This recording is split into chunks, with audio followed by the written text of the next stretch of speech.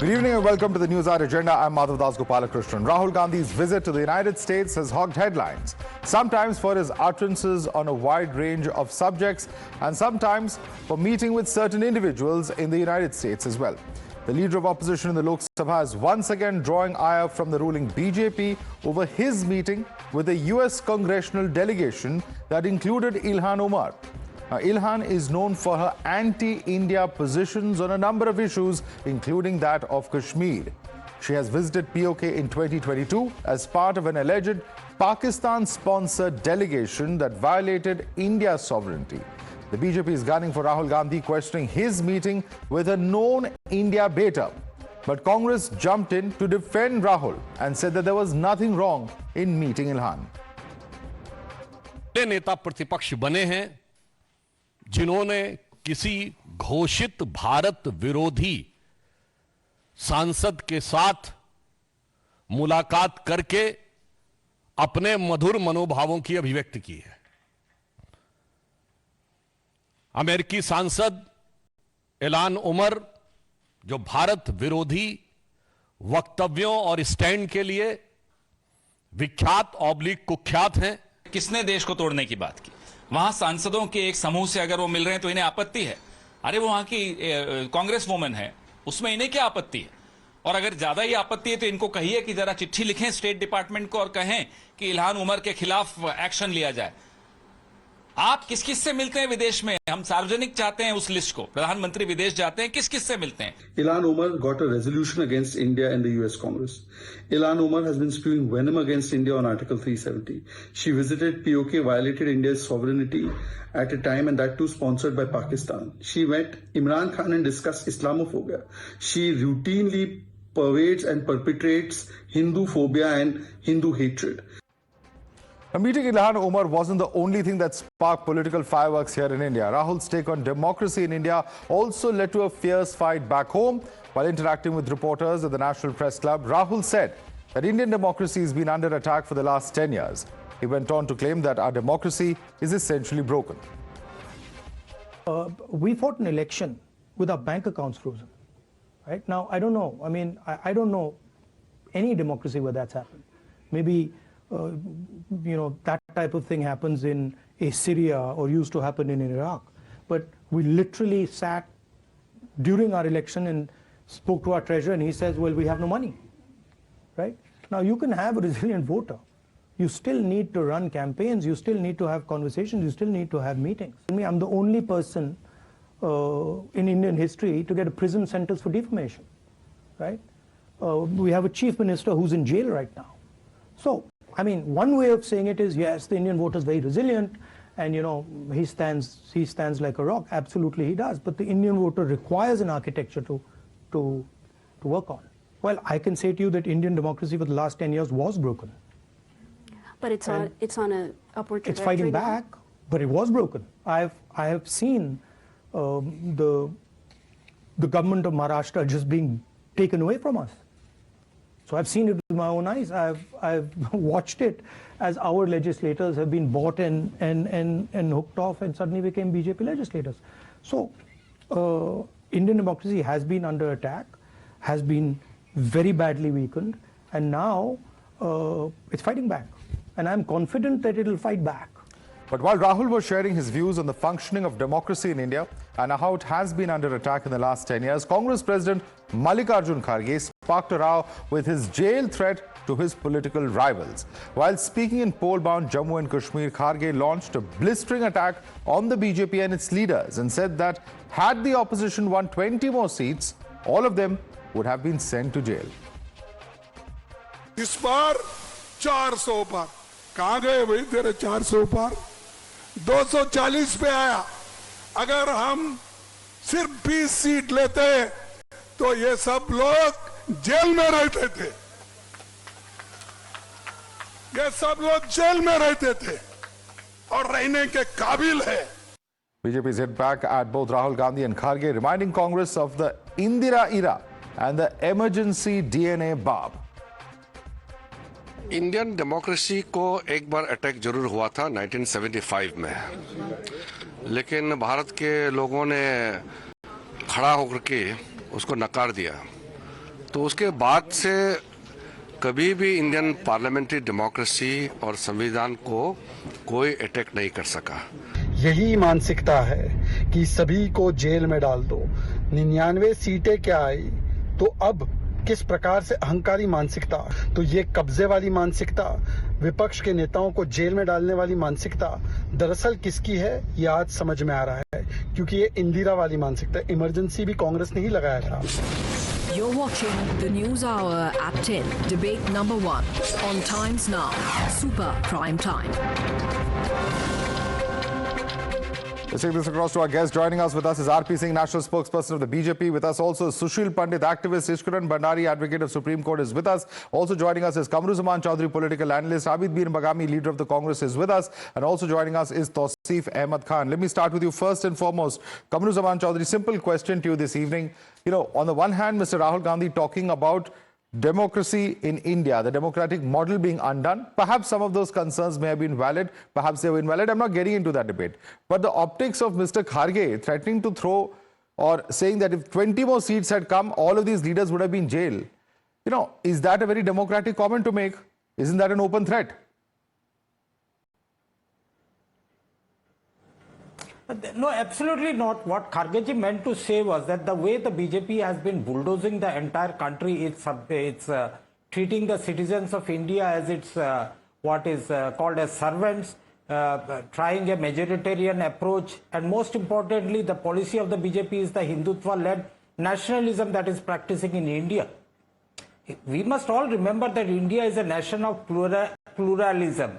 When Rahul Gandhi goes to the US and meets the congressman out there, it's not only Ilhan Omar that is meeting. There are other Indian Americans also out there. No, answer my question. We'll come to Ilhan Omar in a minute, Mr. Chaudhary. Debate will be Mr. Chaudhary, please come to the point. I have asked you a very pointed question on people being sent to jail, on the ruling party leaders being sent to jail. Who is going to send them to jail, sir? The time will be very short in your debate if I start. Why should the BJP leaders should be behind jail? So please answer the question. That's exactly what I'm asking you to answer. Chief Minister of Maharashtra. I'm coming to that. All the corrupt people of the country find somewhere or the other inside the BJP right now. All these people should have been languishing behind the jails. We exposed the Adani and the SEBI nexus. Not a word on that. The Hindenburg expose was there for everybody to see. There was not even a single debate on that. The electoral scam was there, which happened in Mr. Chaudhary, now you're being economical with the truth. I think you have participated in all of the debates on this channel, on several channels. All of these things have been debated. Let's not be completely peddling mistruths and half-truths here on national television. They have all been debated. But the point is, sending someone to jail, sending your political rivals to jail, it's a threat. At the end of the day, it's going to be perceived as a threat. And I want to bring in the BJP spokesperson on that, R.P. Singh. It's the corruption of the BJP regime that we are talking about. It's not a threat to jail any particular leader or any vendetta politics. Please respond, Mr. R.P. Singh. Well, they have all the right to go to any court and get some judgment from the court against any BJP leader. We'll welcome that. But imagine this, who's talking about this? Whose leader are out on bail in corruption charges. Sonia Gandhi and Rahul Gandhi both are out on bail on corruption charges.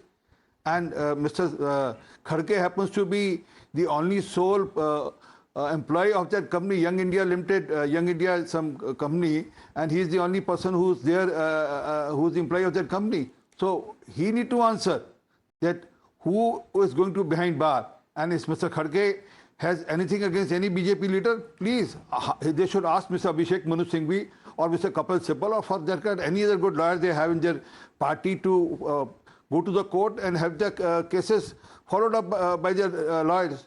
But fact is that it shows the mentality of the Congress party. They don't believe in democracy. They believe in the mindset of the emergency, where they can put people behind bar, they can throw the media behind bar, throw the media persons behind bar, throw the opposition behind bar. Well, that's what they are. Their mindset is. That's the background they have. And Mr. Kharge was in Kashmir it would have been better. He would have spoken about the National Conference Alliance agenda, where they are saying that they will get you autonomy, and then the pre-1953 status, which is that Kashmir will have Jammu Kashmir will have a prime minister, not the chief minister. And they are talking about releasing all the stone pelters or giving jobs to the family members of terrorists. They need to answer on that. Or application of 370-35A, they need to answer on that. But instead of answering on all these questions about the relationship with Omar Abdullah and with National Conference, he is trying to reflect the issue. All right. Let me now come in on this, because, you know, the question that was raised earlier, a short while earlier by Kamruzaman Chaudhary, was on Ilhan Omar. And let me ask Abid Mir Magami. Mr. Magami, you know, Ilhan Omar visited POK in 2022. I don't think there's any doubt about the fact. It is well documented. The fact that she propagated the Pakistan military propaganda, attempted to internationalize what happened in POK, which is a bilateral issue as per India's stand. And also, of course, her position on Article 370, which is an internal matter for India. Why should such a person be platformed or endorsed by a constitutional post holder of the government of India, the LOP no less? Can you explain that to us? Thank you. If PM Modi went to Pakistan uninvited, met with Nawaz Sharif and hugged him, that's not anti-national. When LOP met some members, that's anti-national. BJP has only one agenda: to target Rahul Gandhi, to defame his image with lies and nasty campaigns. You think meeting this Ilhan Omar is fine? There's no problem in meeting a person who, at the behest of Pakistan, visits POK. Can I come in? POK, of course, is a part of India, as we very well know. You have no issues. You have no issues with a democratically representative who is in fact democratically elected from a friendly country visiting POK, which India considers part of India. There's no issue according to you with that. If Prime Minister of India can meet Nawaz Sharif, is Ilhan Omar the Prime Minister of Pakistan? No. So that, do you think... If there is a diplomatic process underway, are you going to compare that with Ilhan Omar? No, I'm not talking Ilhan Omar. Of course you are. You're comparing the two. I am talking, if Prime Minister of India can meet Nawaz Sharif, is this not anti-national? Okay. He hugged him. Sushil Pandit, if the Prime Minister of India can meet Nawaz Sharif, why can't Rahul Gandhi meet Ilhan Omar? That's the question. Please respond to that. How do you expect me to respond to this infantile remark? Prime Minister of one country and the Prime Minister of another country are supposed to meet, especially if they are neighboring countries and if they have business to deal with. Uninvited. They are in office, they are in power, they are authorized to meet each other for carrying out diplomatic issues. Whereas the issue here is a US Congresswoman invited by Pakistan to visit Indian territory illegally occupied by Pakistan and fed anti-India narrative, which she very happily swallows and goes about spewing all over the place. What business does Indian leader of opposition have to meet such an element? Now that is the moot point. I believe there is a good business that Rahul Gandhi had with Ilhan Omar, because Rahul Gandhi leads a party which is the new Muslim League. Congress is the new Muslim League in India. And Muslim League is the party that created Pakistan on the basis of Islamic radicalism, on the basis of communalism, on the basis of hatred against Hindus. This is where Congress converges with Pakistan and Ilhan Omar. And Rahul Gandhi and his earlier leaders of the party had only one difference. Earlier leaders practiced their Hindu hate with a camouflage, the camouflage of secularism. Now Rahul Gandhi feels no such need. He does it openly and brazenly. He meets with Muslim radical congresswomen from America without any compunctions, without any hesitation, and does so publicly. This is the only difference Rahul Gandhi has made, because Congress has shed all its inhibitions of brazen Muslim politics, appeasement politics that it practices, and has truly become the new Muslim League. This is why it shouldn't surprise anyone, not the least Indians who suffer at the hand of Congress politics and Congress policies continuously, relentlessly for the past few decades.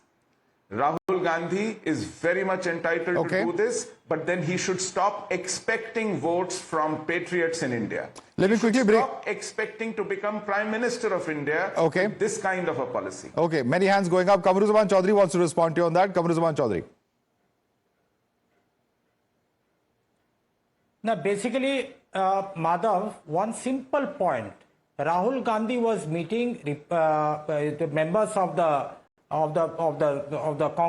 Congresswoman of the United States of America, out of which there was Ro Khanna, there was Raja Krishnamurthy also, along with Ilhan Omar out there.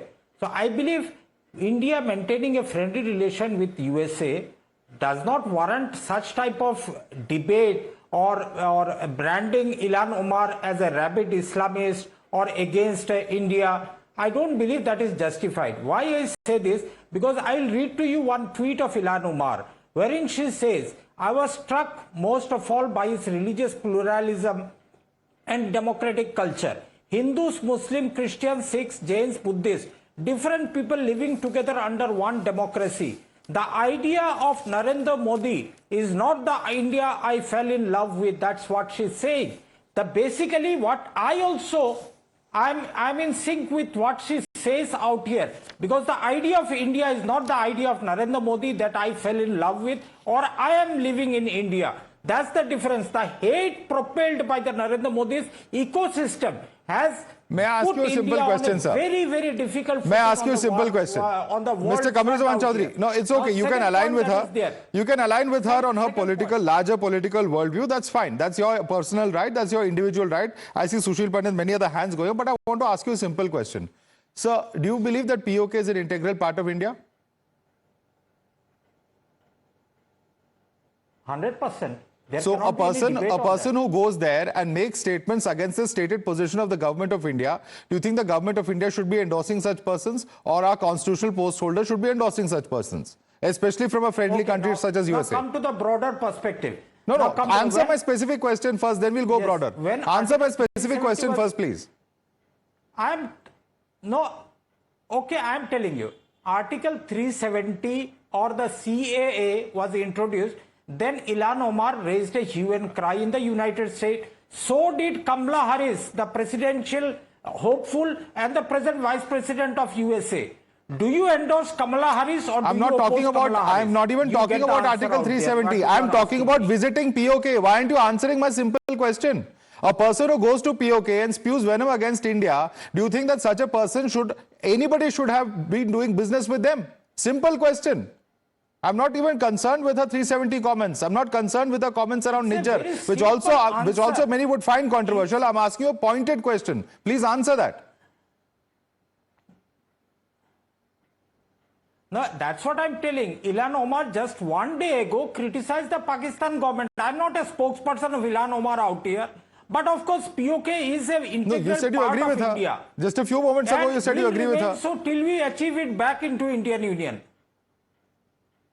I agree with a lot of points. The idea of Narendra Modi's India is not the idea that we, as 60% of India's population... All right, Ishkaran wants to respond to you on that. Ishkaran. When Article 370 was withdrawn... Ishkaran. Thank you. Just 10 more seconds, if you permit me. Madhav, before coming to Ilhan Omar, you started the debate with Mr. Kharge, the Congress president, saying if we had 20 seats more, we would have put people in jail. The entire election was fought on democracy in danger. Is this democracy that the minute you get 99 seats, you get a little bit of a political revival, which you try to masquerade as a victory, you start threatening to put people in jail? We have already had that emergency. And what democratic process is there that if you have 20 seats more, you will put people in jail? That the viewers should know. What is their belief in democracy? Now coming to Ms. Ilhan Omar, she has had a consistent and a continuous anti-India stand. She has consistently and continuously talked about independence for Kashmir, which is against the territorial integrity of India. She has consistently and continuously tried to pay Hindus as an oppressing community which is committing hate crimes. She has continuously and consistently, forget Kashmir, even in Canadian action, she wants India to be investigated. She has consistently and continuously not wanted the Prime Minister of India's event to be attended. She wanted that to be boycotted when Prime Minister Modi was in USA. Forget that he is a politician from BJP. He is the Prime Minister of India. A politician who wants to boycott the Prime Minister of India, duly elected by a democratic process, is a person being met by the leader of opposition of India. That is the reality, the political reality. Beyond that, everybody knows if you visit POK, that is an action inimical to India. That is an action which an enemy would do. That is an action which no fair-minded diplomat would do, because Pakistan illegally grabbed that territory. Yet she went there. And after going there, she has parroted the Pakistani military view, the Pakistani ISI view. And when you go and give legitimacy to such a person who talks about breaking India, who talks about Kashmiri Azadi, who talks about boycotting the Prime Minister, then of course you can say as a leader of opposition it's your independence. Prime Minister Manmohan Singh had the independence to meet Yasin Malik. Of course, you can carefully choose whom you want to meet, whether they be a terrorist or there be people who are wanting to break India. But the viewer, the voter, the citizen of India knows what is your politics, what political benefit you feel you will meet by meeting in anti-India forces or people like Yasin Malik. And that is why such debates are important, because the history of Ilhan Omar may not be known to every citizen of India. But after these debates, everybody would know what Rahul Gandhi chose to meet with. All right, Tausif. Rahul Gandhi had a guts to say that China, that the Ladakh, the size of the line of Delhi, which is now occupied by the Chinese troops, is the integral part of India. But BJP does not have that guts. What is BJP saying? That in 1962 there was no demarcation, and if something is happening now, you cannot say that that any such land has been taken. The BJP is so scared, they are not even claiming the size of the land of Delhi in Ladakh, which is under occupation of Chinese territory, as India's own territory. BJP is not claiming that Ladakh is the integral part of India and Chinese occupation is illegal. How can we say that BJP is not an anti-national? Why do you want to say that you are such a big nationalist and you are scared in claiming that land which Chinese is illegally occupying? You only want to spread this Hindu-Muslim venom. You're only interested in talking about Article 370 and about POK. We all say, yes, POK is part of our integral part of the territory of India. But what stops you in claiming the land which Chinese are illegally occupying in Ladakh? You are very quick in freezing the bank account of Rahul Gandhi. And when he goes in UK, in US, and he states about his predicament, what he had to go through as an opposition leader under the rule of Modi, you are saying, oh, he's crying about the democracy in danger. Yes, okay. Ishkaran, I want you to respond to those 2 points. On China, Rahul has only spoken the truth, says Tausif. He also says it's a practical difficulty that the Congress faced. Their bank accounts were indeed frozen in the run-up to these elections. Please respond to those 2 points. Yeah, I would respond to those 2 points, but interestingly, I am happy that at least Ilhan Omar was not defended by the previous speaker, because that was the first topic of the debate, that why is Rahul Gandhi meeting somebody who has persistent, continuous anti-India stance. Now coming to China, let us reply from what the news reports of what the former Foreign Secretary, Mr. Sham Saran, who was at that time chairman of National Security Advisory Board under the Manmohan Singh government, said. This is Congress regime. This is their appointee. This is the former foreign secretary. He is saying that after he visited the line of actual control, 640 square kilometers of Indian... Tausif, you can respond to him. I'll give you time. Let him make his point, please. Yeah. Please, come on, you can't do that. Go ahead, Ishkaran, go ahead. So, under the UPA regime in part 2, under the UP, Can I now? This is Madhav. Yeah, go ahead. Ishkaran, go ahead. Make your point. Yes. Speak because it's a matter of record. So they are getting nervous. So in 2013, that is under the Manmohan Singh government, UPA 2 media reports that the former secretary Shan Sharma, who was at that time in a part of the National Security Advisory Board, after visiting the region, informed the Manmohan Singh, that is the Congress government, that PLA, that is the Pakistani army, had set up a new patrol and has acquired 640 square kilometers of Indian territory. This is happening during Congress time. Then secondly, there is a MOU, the details of which we as citizens, we had talked about right to information. We still don't know what is the MOU which has been signed between the Congress party and the Chinese political party. And these reports are from the time of UPA. So if in your time, or if in 1962, or if in 2013, you allowed land to be captured, of course it has to be gotten back. But then do not be too clever by half and blame the current government for what you allowed to let happen and what now has to be recovered by the current government. Kamruzaman Chaudhary, you're being too clever by half and blaming the current government when your own actions are under question here. Please respond to Ishkaran.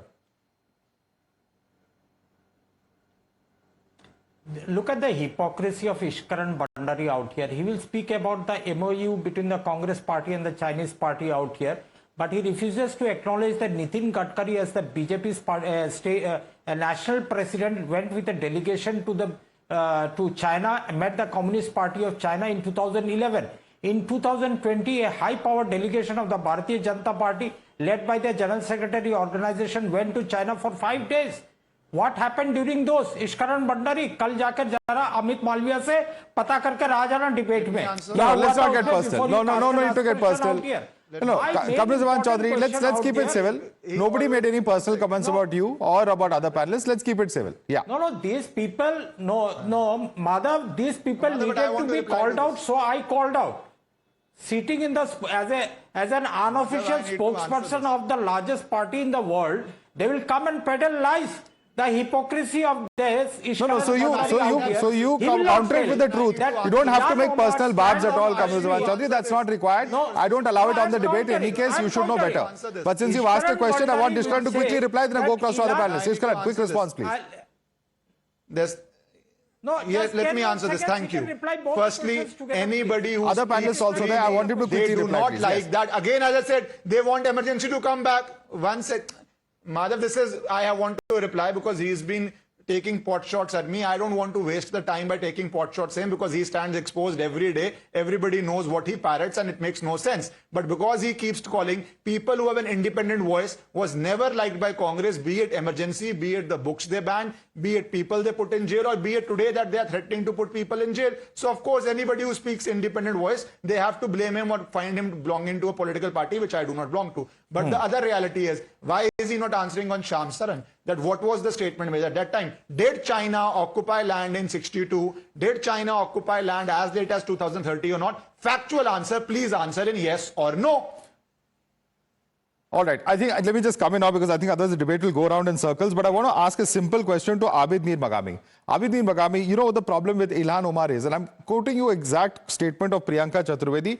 She is not a member of the NDA. She is part of the India Alliance. She is a spokesperson and a member of parliament of the Sena UBT. Now, when Ilhan Omar had made the statement accusing India of the Niger killing on foreign soil, she requested the MEA to investigate how the US representative visited POK and interfered in Jammu and Kashmir. If that is the stated position of an alliance member of the India Alliance, how can the Congress party take a different position today? अभी मेरे जो fellow panelist है इन्होंने यासिर मलिक जी की बात की नहीं मेरे सवाल का जवाब दीजिए प्रियंका चतुर्वेदी कुछ कह रहे हैं राहुल गांधी कुछ और कर रहे हैं मैं आपके सवाल पे भी आऊंगा इन्होंने यासिर मलिक की बात की मैं इनसे पूछना चाहता हूं क्योंकि ये एडवोकेट भी है इनके नॉलेज के लिए मैं कह रहा हूं यासिर मलिक ने कोर्ट हेयरिंग में कहा था मुझे सबसे पहले जो पासपोर्ट अलॉट किया था वो वाजपेयी जी ने किया था तब ये इंटरनेशनल नहीं हुआ था और इनके नॉलेज के लिए मैं कहना चाहता हूं सेपरेटिस्ट के साथ पहली मीटिंग 2002 में वाजपेयी जी ने की थी 2.5 घंटे की मीटिंग हुई थी उसके बाद ज्वाइंट स्टेटमेंट हुआ अडवाणी जी और अब्दुल गनी भट्ट साहब का आप वो भूल गए You've not answered my question, sir. You've not answered my question, but since you're asking a direct question of the BJP, RP Singh. RP Singh, please respond to that. The first meeting with the separatists was done under the aegis of a BJP government. Please respond to him. Who has sent Yasin Malik to jail? Let us know that also. So, but Madhav, the bigger issue you're missing on the bigger point. You just talk about Ilhan Omar. She was supporting Hardeep Singh Nijjar, guy who supports the killing of guy who was supporting the killing of Mrs. Gandhi. And congressmen are saying, oh, it is good to meet Ilhan Omar. And do they have any answer? He is a supporter of Khalistan. He was the supporter of Khalistan. And then Khalistan movement killed Mrs. Gandhi. And then they say, oh, Ilhan Omar is good. But that's how Congress is. I mean, I feel there's a bigger game plan which is happening. He is part of the conspiracy of the K2. ISI's plan of Kashmir and Khalistan put together. What he said yesterday, I said yesterday itself that this will be misused by the Khalistani or will be used by the Khalistani, and that happened today. It's something to... Let's put that question. Which Mr. Rahul Gandhi did. Let's put that question. Mr. Tausif Ahmed Khan, you know, here's the thing. Here's the thing. Here is Ilhan Omar who has supported... One by one, please. One by one. Yeah, you made an important point, Mr. RP Singh. I'm putting that question across. Tausif Ahmed, we all know what Rahul Gandhi said yesterday as far as Sikhs not being allowed to wear a turban, not being allowed to wear a kada. Anecdotal evidence to the similar, to the same, you know, claim of Mr. Rahul Gandhi. We asked several panelists, we couldn't find any. But the question being asked is this, that now the SFJ, the Sikhs for Justice, has come out, put out a statement endorsing Rahul Gandhi. And they are saying that this legitimizes our claim of what we said about a separate Khalistan. So as the leader of opposition, does Mr. Gandhi not have a duty to be more careful in the commentary that he is making? No. Whether as a leader of opposition, Indian media or Indian ruling party stop Mr. Rahul Gandhi from speaking truth. Whatever he spoke is truth. He did not utter any false statement. So who has stopped anybody from wearing a kada or a turban? Please tell me. US lawmaker. Please tell me who has stopped someone from wearing a kada or a turban? The US...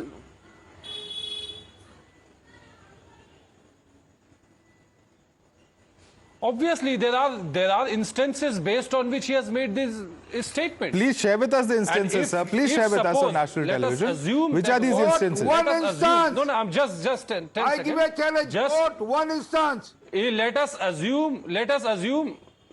No. Let us assume that the US Congresswoman that Mr. Gandhi was speaking to is a villain, and Mr. Gandhi himself spoke something which is untruth. What action BJP has taken? They has taken no action. Mind you, BJP is in power. Did BJP write any letter to the US Congress? What action do you want to write any letter? What action do you want the BJP to take, sir? Anyone in the government? No. What action are you seeking? If BJP is really so truthful, in what they are claiming, which I believe is a propaganda, then they must walk the talk. If they think that okay, larger question is this. Sushil Pandit, larger question is this. The opposition has been saying that Rahul Gandhi is talking generically about the treatment of minorities, and the treatment of minorities in India has deteriorated over the past 10 years. And they've cited examples to prove the same. Whether he was accurate when it comes to the case of Sikhs or not, they're saying this is a larger representative example that he was giving. Sushil Pandit.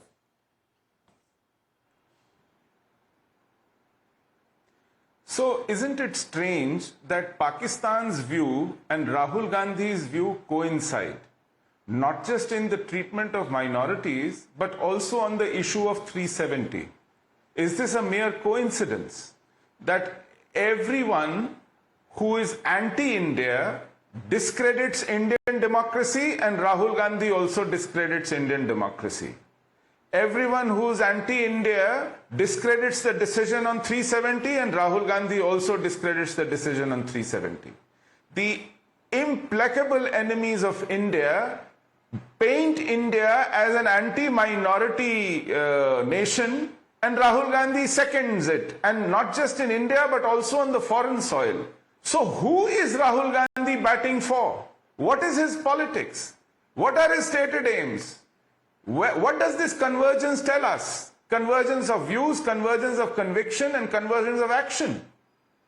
This very clearly shows that Mr. Gandhi is more keen on destroying Indian reputation and Indian social harmony than creating a power project for himself and his party.